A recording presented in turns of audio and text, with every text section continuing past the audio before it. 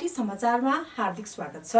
आज दिनभरिका घटनाका साथ यहाँहरूमाझ उपस्थित भइसकेको छु। सुरु गरौँ आज दिनभरिका समाचारका शीर्षकहरूबाट।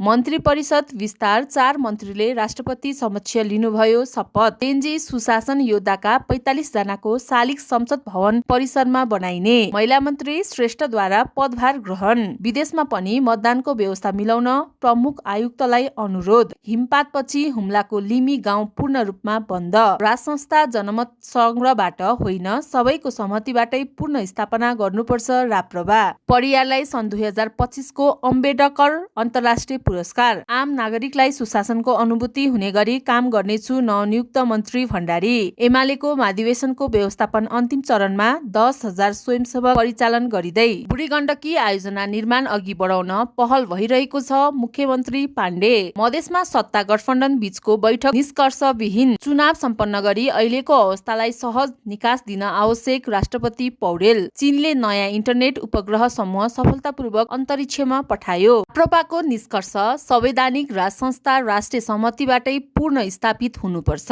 हस्त आजको समाचार यति नै। यहाँलाई आजको समाचार कस्तो लाग्यो त? यस्तै समाचार सूचनाका लागि हाम्रो च्यानललाई लाइक, कमेन्ट गर्नुहोला। धन्यवाद।